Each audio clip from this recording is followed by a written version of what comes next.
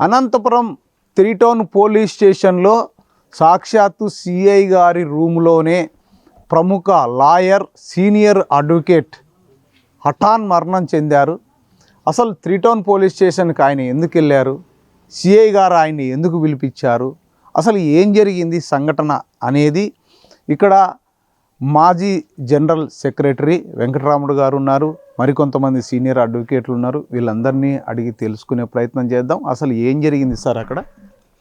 Sir, ఈరోజు మధ్యాహ్నం 1 గంట ఆ టైంలో నాకు బివి శేషాద్రి గారు ఆయన అడ్వకేట్, ఇప్పుడు చనిపోయిన స్టేషన్లో ఎవరైతే చనిపోయినారో అడ్వకేట్ గారు, ఆయన నాకు కాల్ చేశారు. ఇట్లా 3 టౌన్ సిఐ గారు నాకు ఫోన్ చేశారు అని ఫోన్ చేశారు. ఎందుకు చేశారన్నా అంటే ఒక సివిల్ డిస్ప్యూట్లో నోటీస్ పంపించాము. నోటీస్ పంపించింటే వాళ్ళు ఏదో మళ్ళీ స్టేషన్కి వెళ్ళారంట.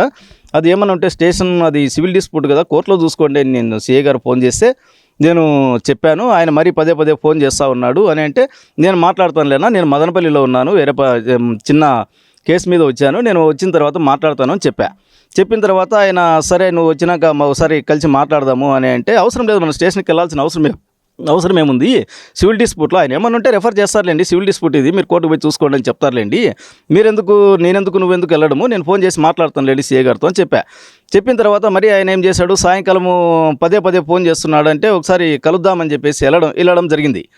వెళ్ళిన తర్వాత అక్కడ స్టేషన్లో ఆయన దబాయించడం జరిగింది. ఇది సివిల్ డిస్ప్యూట్ కదా సార్, మీరెందుకు నాకు పదే ఫోన్ చేస్తూ ఉన్నారు, సివిల్ డిస్ప్యూట్ ఆల్రెడీ దానిపైన నోటీస్ కూడా ఇష్యూ చేశాను నేను, ఏమన్నా ఉంటే కోర్టులో చూసుకుంటారు వాళ్ళు, నన్ను ఎందుకు మీరు స్టేషన్కి పదే ఇంతగా మీరు ఫోన్ చేశారు అని చెప్పేసి ఆయన మాట్లాడడం జరిగింది. అక్కడ జరిగితే అతను సిఐ గారు స్టేషన్ సిబ్బంది ఇతన్ని దబాయించడం వల్ల ఇతను ముందుగానే కొంచెం హెల్త్ ఇష్యూస్తో ఉన్నాడు, హార్ట్ పేషెంట్. దానివల్ల ఆయన అరుపులకి భయపడి అక్కడే కుప్పకూలి చనిపోయినాడు స్టేషన్లోనే. ఈ సిఐ గారు బెదిరించడం వల్ల చనిపోయిండే వ్యక్తిని వీళ్ళు తీసి కుర్చీలో కూర్చోబెట్టేసేసి మళ్ళీ వాళ్ళ జూనియర్లను బయట పెట్టేసింటి, ఇతను జూనియర్లను కూడా బయట పెట్టేశాడు. అతను జూనియర్స్ 2 పోయారు. వెళ్ళిన తర్వాత ఆ జూనియర్స్ని కూడా బయట పెట్టారు. ఆయన మీరంతా బయటకు వెళ్ళండి అని చెప్పేసి ఈ స్టేషన్లో లోపల ఆయన ఛాంబర్లో కూర్చోబెట్టుకునేసి భయపెట్టేసి ఆ భయభ్రాంతులకు ఇతను స్ట్రోక్ వచ్చేసి కుప్పగూలి చనిపోయాడు. అక్కడే చనిపోవడం వల్ల మా మీదకి ఎక్కడొస్తుందో అని చెప్పేసి చైర్లో నీట్గా కూర్చోబెట్టేసేసి మళ్ళీ జూనియర్స్ ఇతనికి ఏదో కొంచెము ఫిట్స్ వచ్చినట్లుండయి, తీసుకెళ్ళండి అని చెప్పేసి మళ్ళీ అతను కనీసం ఒక మానవతా దృక్పథంతో కూడా కనీసం హెల్ప్ చేద్దామనే ఇది కూడా లేకోకుండా జూనియర్స్ని ఆటో 100కి ఫోన్ చేస్తే 108 ఫోన్ చేస్తే 108 రాలే, కానీ మళ్ళీ తర్వాత ఆటోని పిలుచుకొని వచ్చి జూనియర్లు చేతులు తీసుకునేదానికి చేతుల్లోనే అతని ప్రాణం లేదు. హాస్పిటల్ తీసి ఇతను చనిపోయి 1/2 అవర్ అయింది అన్నారు. ఆ 3 టౌన్ పోలీస్ స్టేషన్ నుంచి అక్కడికి రీచ్ అయ్యాక ఒక 1/2 అవర్ పడుతుంది, ఇతను చనిపోయి 1/2 అవర్ అయిందండి, మేమేం చేయలేము, హెల్ప్ చేస్తామని చెప్పేసి చెప్పారు. దీనికంతా కూడా కారణము 3 టౌన్ పోలీస్ స్టేషన్ సిబ్బంది, ఆ 3 టౌన్ పోలీస్ స్టేషన్ సిఐ గారు వాళ్ళు పెట్టిన టార్చర్ వల్లే ఈయన చనిపోవడం జరిగింది. ఒక న్యాయవాదిని తెలిసి కూడా ఇతను స్టేషన్కి పిలిపించి దబాయించడం ఇది ఎంతవరకు సమంజసమని చెప్పేసి నేను ఈ సందర్భంగా ఖండిస్తున్నాను. ఇదే విధంగా సివిల్ డిస్ప్యూట్లో వీళ్ళు ఎందుకు ఇన్వాల్వ్ అవుతున్నారు పోలీసులు, అది ఏమైనా ఉంటే కోర్టుకి రెఫర్ చేయాలి కదా, ప్రతి ఒక్క కంప్లైంట్ వస్తాయి స్టేషన్కి, ఇది సివిల్ డిస్ప్యూట్ అని మీరు పర్టికులర్గా తెలిసిన తర్వాత మీరు ఎందుకు వాళ్ళని రెఫర్ చేయట్లేదు అనేది మా న్యాయవాదుల యొక్క ఆవేదన. కాబట్టి ఈ జరిగిన ఇతను ఏదైతే నిర్లక్ష్యం వల్ల ఒక ప్రాణం పోయిందో దానిపైన చట్టరీత 3 టౌన్ పోలీస్ స్టేషన్ సిఐ గారి పైన, ఎవరైతే కంప్లైంట్ ఇచ్చారో ఆమె పైన, ఆ స్టేషన్ ఆ టైంలో ఎవరైతే డ్యూటీలో ఉన్నారో వాళ్ళందరిపైన కూడా చట్టపరమైన చర్యలు తీసుకోవాలని అనంతపూర్ న్యాయవాదుల అసోసియేషన్ నుంచి కూడా నేను కోరుకుంటున్నాను. సార్, ముఖ్యంగా ఇందాక మీరు సిఐ గారితో మాట్లాడారు. సిఐ గారు అడిగితే సివిల్ డిస్ప్యూట్లో మీరు ఎందుకు పిలిచారు అని అడిగితే ఆయన సమాధానం ఏం చెప్తున్నారు, లేదు సివిల్ కాదు, ఏమో ఆమె వెంట్రుకలు పట్టుకొని లాగాడు, కొట్టడానికి ప్రయత్నం చేశారని కేసు పెట్టింది ఆమె, అందుకు పిలిచాము అంటున్నారు. దానికి మీరు ఏం సమాధానం చెప్తారు సార్? ఒకవేళ ఇన్స్పెక్టర్ గారు చెప్పినట్టు దాంట్లో మనమైతే ఇప్పుడు నమ్మట్లేదు. ఒకవేళ అది వాస్తవంగా అలాగే జరిగిందన్నా కానీ 7 years లోపల ఆఫెన్సెస్కి ఏమన్నా ఉన్నా కానీ 41 నోటీస్ ఇచ్చి ఇంటికి పంపించే కేసుల్లో అండ్ మోర్సో అతనేం దేశం వదిలిపెట్టి వెళ్ళే వ్యక్తి కాదు, దేశాన్ని కుదిపేసే కేసు కాదు. సీనియర్ అడ్వకేట్ ఇక్కడ ఉంటాడు, ఫలానా వాళ్ళు మీ పైన కంప్లైంట్ ఇచ్చారంటే ఇట్లా మీరు జుత్తు పట్టుకున్నారంట లేకపోతే కొట్టినారంట అంటే దానిపైన ఆయన ఫోన్లోనే చెప్తాడు. మీకు అంతగా ప్రైమా ఫేసి ఎవిడెన్స్ ఉంటే ఏమన్నా దాన్ని బేస్ చేసుకొని మీరు ఒక ఎఫ్ఐఆర్ కట్టేస్తే కూడా ఆయనకు 41 నోటీస్ మీరు పంపించాల్సిన పరిస్థితి ఉంది. ఆయన లేకపోతే ఆయన మళ్ళీ తర్వాత ఆయన వచ్చి నోటీస్ తీసుకునే పరిస్థితి ఉన్నప్పుడు ఆయన్ను పిలిపించి కూర్చోబెట్టి అసలు మొబైల్ ఫోన్లు హ్యాండ్ ఓవర్ చేసుకోవడము, అసలు ఆయన పరిస్థితి విషమించినప్పుడు కనీసం మనం పోలీసులకి ట్రైనింగ్ ఇస్తాం, మినిమం సిపిఆర్ కూడా చేయకుండా అరే ఆయన కుప్పగూలుతున్నాడు, ఏం పరిస్థితి, షుగర్ లెవెల్స్ ఏమైనా, స్ట్రోక్ వస్తుందా, ఏం పట్టించకుండా వెంటనే ఇప్పుడు హ్యూమన్ కన్సర్న్ ఉన్నోళ్ళు 108కు ఫోన్ చేసి హాస్పిటల్కి పంపించాలి కానీ చిన్నగా చైర్లో ఎత్తిచ్చేసి ఇంటికి పంపారు కదా. ఏం జరిగిందో ఏమనేది చూస్తే వెళ్ళిన జూనియర్ ఇచ్చిన సమాచారం ప్రకారంగా అయితే ఫోన్లో హ్యాండ్ ఓవర్ చేసుకున్నారు, లోపలికి పిలిచారు, తనని బయటకు పంపించారు. లోపల ఏం జరిగిందో తెలియదు. మొత్తానికి ఆయన ఏదో ఇబ్బంది పడిన పరిస్థితి, సఫోకేట్ అయినాడు. వాళ్ళు ఏమైనా దబాయించినారో ఏమో, అది జరిగింది. బయట నుంచి నేను ఉన్నాను కాబట్టి ఆయన వెంటనే పడిపోయాడు. ఏమో వాళ్ళు ఎవరు లేరా, మీరు వచ్చి పిలుచుకొని పోదురు అని అంటే ఎవరు హెల్ప్ కూడా చేయలేంట, ఓ పోలీసు కూడా టచ్ చేయలేదంట. చైర్లో ఉన్నట్టు ఎత్తుకొని వచ్చి బయటకు వచ్చేటప్పటికే ఈ లాస్ట్ హిస్ బ్రీత్, లేడు ఆయన. ఇప్పుడు ఇమీడియట్గా నేను ఫోన్ చేసి అడిగితే కరెక్టేనండి, ఏదైనా మీ కంప్లైంట్ ఇచ్చింది వాస్తవమే అనుకున్నా కానీ మీరు ఒక ఎఫ్ఐఆర్ కడితే 41 నోటీస్ ఇచ్చేది కదా, స్టేషన్కి ఎందుకు పిలిచారు ఒక సీనియర్ అడ్వకేట్ అంటే ఆయన పాస్ తీసుకుంటాడు, అంటే బ్రీత్ తీసుకుంటాడు, ఆన్సర్కి స్పేస్ తీసుకుంటాడు. అంటే దీన్ని బట్టి ఉన్న పరిస్థితి, మనకున్న సమాచారం ప్రకారంగా ఒక అడ్వకేట్కి న్యాయం లేకపోతే, ఒక పరిస్థితి లేకపోతే ప్రజలకి ఏం జరుగుతుంది అనే దాంట్లో సందిగ్ధత అవుతుంది. పోలీసులు కూడా బాధ్యతగా వ్యవహరించాలా. సివిల్ డిస్ప్యూట్స్లో ఏం పరిస్థితి ఉన్నా కానీ కోర్టులో రెడీగా అవైలబుల్ ఉన్న ఒక అడ్వకేట్ మీకు ఏ టైంలోనైనా దొరుకుతాడు. రాత్రి పిలిచి చేసే పని ఏం లేదు. మా మిత్రుడు ఆల్రెడీ హెల్త్ ఇష్యూ ఉన్నవాడు, పరిస్థితి ఎంత ఇబ్బందిగా ఉంది, ఆయనను పదే ఫోన్ చేసి పిలిచినారని అంటున్నారు. నేను కాల్ చేసినప్పుడు ఎందుకంటే ఇన్స్పెక్టర్ గారు మీరు పదే ఫోన్ చేశా అంటే నేను ఫోన్ చేయలేదు, ఎవరో కింది వాళ్ళు ఫోన్ చేసినా మీరు ఎస్హెచ్ఓగా ఉన్నప్పుడు మీరు బాధ్యత తీసుకోవాల్సిన పరిస్థితి ఉంది. ఒక అడ్వకేట్ ఉంటుంది, అడ్వకేట్ మిత్రుడికి ఇదైందంటే మేము అసోసియేషన్ అంతా వచ్చి ఈరోజు ఉన్నాం కదా, అట్లా మీరు బాధ్యత తీసుకోవాలా. అంటే ఉన్న పరిస్థితి ఏంటంటే కుటుంబంకి ఒక హాని అయిపోయి, ఒక పెద్ద దిక్కుబా, ఆయన ఆఫీస్కి ఇప్పుడు చూసే వాళ్ళు ఉండరు, ఏం పరిస్థితి ఉంది. ఇట్లాంటి పరిస్థితుల్లో ఏదన్నా ఒకటైతే మానవత్వంతో పనిచేయాల్సిన పరిస్థితి ఉంది కానీ బెదిరించి పనిచేసే పరిస్థితి లేదు కదా. సార్ ఇక్కడ నాకు ఒక చిన్న సందేహం, ఇప్పుడు సివిల్ డిస్ప్యూట్ అది ఇప్పుడు రాత్రికి ఎవరైతే ఆమె కంప్లైంట్ ఇచ్చిందో ఆమెతో బలవంతంగా పాత డేట్ వేసి ఒక కంప్లైంట్ ఇప్పించుకొని ఇదే ఇచ్చింది అని చేసే అవకాశం ఉంది కదా పోలీసులు. ఈవెన్ ఆమెగా స్వబుద్ధితో వాలంటరీగా కంప్లైంట్ ఇచ్చి ఉన్నా స్టేషన్కి పిలిపించి ఈయన దబాయిచ్చి చేసేంత క్రిమినాలిటీ ఉన్నటువంటి కంటెంట్ ఉన్న కేసు అయితే కాదు. Okay. And at the same time ఏదైనా సివిల్ డిస్ప్యూట్స్ ఉంటే 20-30 ఏళ్ళ కిందటి నుంచే మన తెలంగాణ హైకోర్టు ఉమ్మడిగా ఉన్నప్పుడు మంచి జడ్జిమెంట్లు ఇచ్చాయి. ఎస్ఆర్ నగర్ డీసీపీ గారికి 10,000 రూపాయలు ఫైన్ వేసినారు ఆ రోజుల్లో సివిల్ డిస్ప్యూట్లోకి ఇన్వాల్వ్ కావడం. ఆ ల్యాండ్ మార్క్ జడ్జిమెంట్ ఈరోజు స్టేషన్లలో మేము సివిల్ డిస్ప్యూట్ చేయి అట్లాంటివి ఎంటర్టైన్ చేయమని పెడతారు. ఇదే రోజే సాక్షాత్తు 2 టౌన్ సిఐ శ్రీకాంత్ గారు ఒక సివిల్ మ్యాటర్లో అసలు సంబంధం లేని ఒక రైతును పిలిపిస్తే నేను అడిగానంటే ఇట్లా సివిల్ డిస్ప్యూట్లో మేము దూర్చకూడదంటే ఇంకా మా స్టేషన్లో అన్నీ మూసేసుకోవాలా, ఇంకా మేము పని చేసుకోవాల్సిన అవసరం లేదు అని అడుగుతున్నాడు. దీన్ని ఏం చెప్తాను మరి? సార్ మీరు స్టేషన్లు మూసేసుకోవాల్సిన అవసరం అయితే లేదు సార్. సివిల్ డిస్ప్యూట్లో మీరు ఇన్వాల్వ్ కాకోకుంటే సార్ పోలీస్ మెన్ అనేది ఎప్పుడైతే ప్రజలు మీ దగ్గరికి ప్రతి ఒక్క అలిగేషన్ వస్తూ ఉంటాయి. కాకపోతే సివిల్ మ్యాటర్ని మీకు పర్టికులర్గా వాళ్ళు ఎవరైతే కంప్లైంట్ ఇస్తారో అప్పుడు తెలిసిపోద్ది మీకు ఇది సివిలా క్రిమినలా, ఏ నేచర్ ఉంది దీనిపైన అనేది. తెలిసిన తర్వాత అప్పుడు మీరు వెంటనే ఇది సివిల్ అని మీకు పర్టికులర్గా తెలిసినప్పుడు వెంటనే రెఫర్ చేయాలి, మీరు కోర్టుకు వెళ్ళండి అని. అది మీరు సజెషన్ ఇవ్వాల్సింది. స్టేషన్లు మూసిపెట్టుకోవాలా మేము అనే ఈ వర్డ్స్ కాదు మీరు యూజ్ చేయాల్సింది. ఇప్పుడు ఎందుకు మీరు ఇంకొకటి మాకు అడ్వకేట్గా మాకున్న డౌట్ ఏమి అని అంటే మేము ప్రతి పోలీస్ స్టేషన్లోకి ఒక క్లయింట్ తరపున మేము వెళ్తూ ఉంటాం. ఈవెన్ అడ్వకేట్ సెల్లు కూడా బయట పెట్టండి అంటారు. ఎక్కడైనా మీ పోలీస్ మాన్యువల్లో ఏమైనా ఉందా ఈ విధంగా సెల్లు నాట్ అలౌడ్ అని చెప్పేసి ఎక్కడైనా మీ పోలీస్ మాన్యువల్లో ఎక్కడైనా మెన్షన్ చేశారా? మీకు ట్రైనింగ్లో ఎక్కడైనా ఇచ్చారా? దీన్ని బట్టి ఏమనుకోవాలా, నువ్వు ఏదో తప్పు చేస్తున్నావు కాబట్టి సెల్ అలౌ చేయలేదు, నువ్వు రైట్ ట్రయల్గా ఉంటే సెల్ ఉంటే ఏంటి ప్రాబ్లం ఏంటి? సెల్ ఎందుకు మీరు అలౌ చేయట్లేదు? ఒక పబ్లిక్కి ఆ 3 టౌన్ స్టేషన్లో సిఐ గారి రూమ్లో సీసీ కెమెరాలు ఉన్నాయా లేదా ఒక 3rd డిగ్రీ చేయడానికి కెమెరాలు అవన్నీ పెట్టుకోరు. ఒకవేళ అక్కడ కెమెరా లేకుండా ఉంటే ఒకటి, ఒకవేళ కెమెరా ఉన్నా ఆ ఫుటేజ్ లేకోకుండా చేస్తే మీరు ఏం చేయగలుగుతారు సార్? దీనిపైన మేము ఎస్పీ గారిని కూడా కోరుతున్నాము. ఎందుకంటే లోపల స్టేషన్లో లోపల వాళ్ళ ఛాంబర్లో ఏం చేస్తున్నారు అనేది వాళ్ళ కెమెరాలు బయట పక్కనే ఉంటున్నాయి, లోపల పక్కన ఉండట్లే. ఏం జరుగుతుంది అక్కడ ఏమనేది దీనిపైన ఎస్పీ గారు కూడా మాకు సమాధానం చెప్పాల్సి ఉంది. ఆ కెమెరాలో ఏమైతే అక్కడ రికార్డ్ అయిందో అదంతా కూడా ఫుటేజ్ని మీరు రెఫర్ చేయాల్సిందిగా మేము కోరుకుంటున్నాము. ఇప్పుడు మేము ఇచ్చి ఈ కంప్లైంట్ పైన ఈ సిఐ గారు ఆ స్టాఫ్ పైన మేము కంప్లైంట్ చేస్తున్నాము.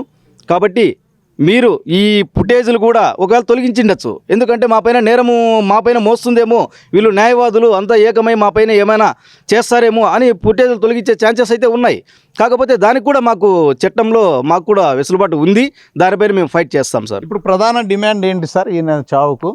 సార్ ఈయన చావుకు సిఐ గారు ఎవరైతే కంప్లైంట్ ఇచ్చారో ఆమె ఆ టైంలో ఎవరైతే డ్యూటీలో ఉన్నారో మెన్, ఆ 3 టౌన్ పోలీస్ స్టేషన్ మెన్ ఎవరైతే ఉన్నారో వాళ్ళంతా కూడా బాధ్యులే సార్. చూశారు కదా, ఇది సివిల్ కేసులో స్టేషన్లకు పిలిపించకూడదు. చాలామంది పోలీసులు ఈ మధ్య కాలంలో సివిల్ పంచాయతీల్లో కూడా తలదూర్చడం, ఎట్లా దుర్భాషలాడడం, ఇంకా లేదంటే మ్యాన్ హ్యాండ్లింగ్ చేయడం, ఈ విధంగా చేస్తున్నారు. పోనీ ఇంకా వేరే కేసులు పెట్టినా కూడా 41 నోటీస్ ఇవ్వాలని సుప్రీంకోర్టు గైడ్లైన్స్ ఉన్నప్పటికి కూడా వాళ్ళని ఈరోజు రా అంటారు, ఆడ కూర్చోబెడతారు సాయంత్రం దాకా, మళ్ళీ రేపు రాపు అంటారు, మళ్ళీ ఆడ కూర్చోబెడతారు. అట్లా 4 రోజులు 5 రోజులు తిప్పి వాళ్ళకు పని చేసుకునేటోళ్ళు ఆ పనికి పోకోకుండా అక్కడ పని డబ్బులు వేస్ట్, ఇక్కడ వాళ్ళ టైము వేస్ట్. ఈ విధంగా చాలామంది పోలీస్ స్టేషన్లో నేను స్వయంగా చూస్తున్నా. అనవసరంగా రప్పియడము, వాడిని కూర్చోబెట్టడము, సార్ బిజీగా ఉన్నాడు, లేదా మళ్ళీ రా, రేపు రా, ఎల్లుండిరా, ఈ విధంగా చేస్తున్నారు. మరి దీనిపైన కూడా పై అధికారులు దృష్టి పెట్టి ఇవన్నీ జరగకోకుండా చూడాలి. మరి ప్రజాస్వామ్యంలో రాజ్యాంగం కల్పించిన హక్కులు ఎందుకు, మరి రాజ్యాంగం ఎందుకు, చట్టాలు ఎందుకు, మరి న్యాయవాదంలో చదువు ఎందుకు, జడ్జీలు ఎందుకు, ఇవన్నీ క్వశ్చన్ చేసుకుంటూ వస్తే పోలీసులు ఉండాలి. యాక్చువల్గా మీరు కాపాడాల్సిన లా అండ్ ఆర్డర్ కాపాడాల్సిన పోలీసులు మీరు న్యాయంగా కరెక్ట్గా నిజాయితీగా పనిచేస్తే నిజంగా ఇన్ని పరిస్థితులు ఉండవు. ఇవి అందరికీ తెలుసు.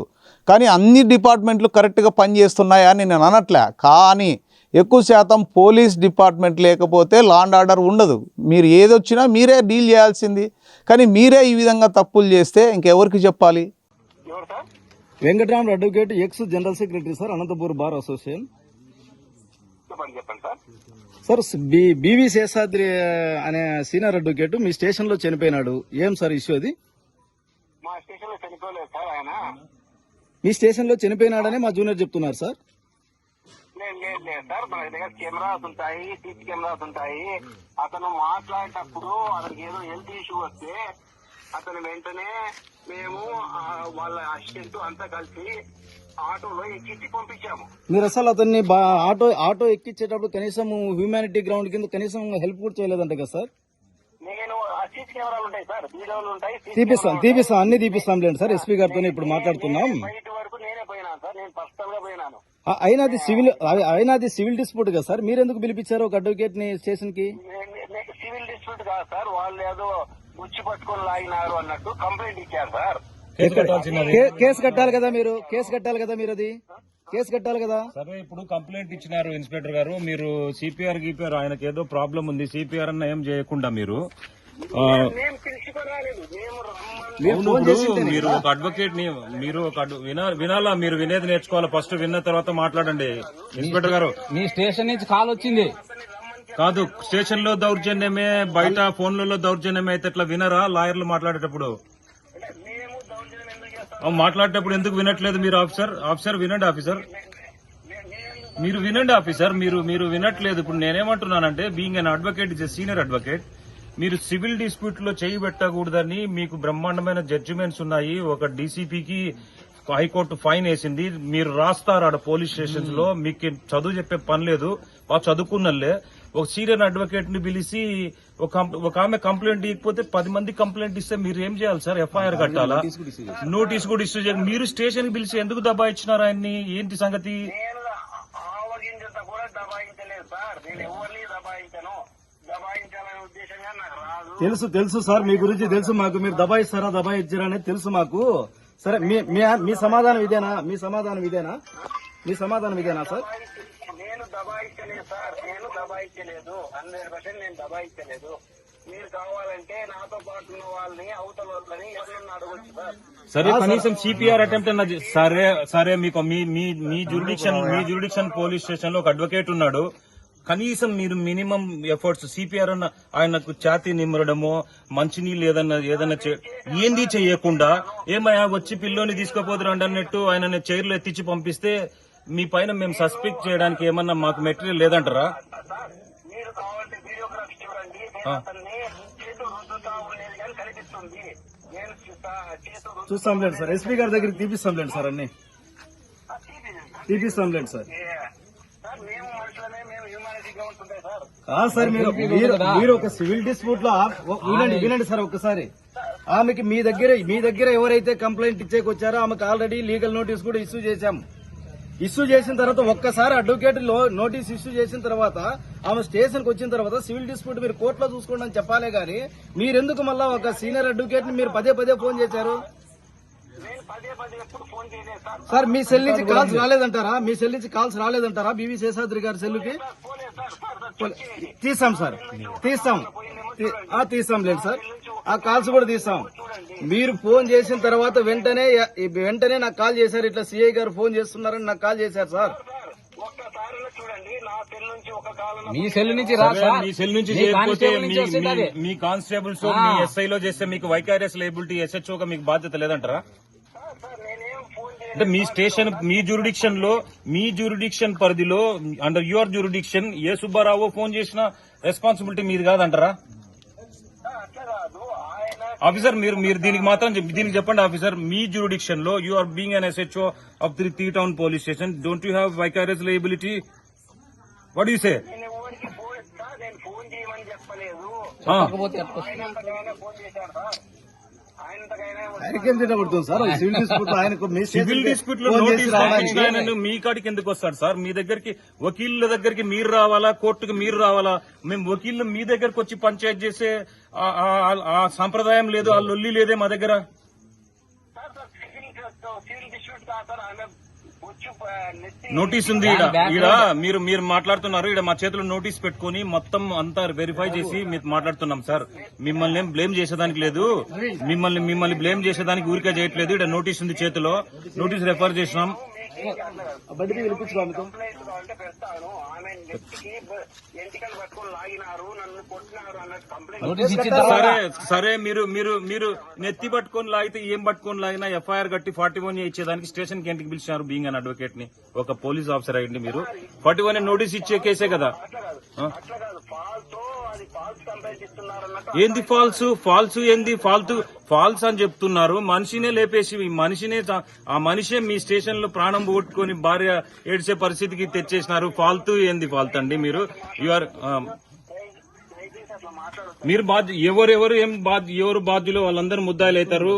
మీరు ఎవరెవరు బాధ్యులో ఎవరిని వదిలిపెట్టడం అడ్వకేట్ కమ్యూనిటీ ఉంటది. ఈ కేసులో అయితే మాత్రం మీరు పనిసిబుల్ సార్. దీంట్లో రెడీ ఉండండి. మీరు ఆ టైంలో ఎవరెవరు డ్యూటీలో ఉన్నారో వాళ్ళంతా కూడా పనిసిబుల్ సార్. దీంట్లో లేకుంటే నేనే స్వయానా నేను పక్క నుండి అతన్ని తెలుసు ఎవరెవరు మీరు హెల్ప్ చేశారనేది తెలుసు సార్. ఐడి కేసులు సీసీ ఫుటేజ్ తీపిస్తాం సార్. ఇద్దరు ఐడి పోలీసులు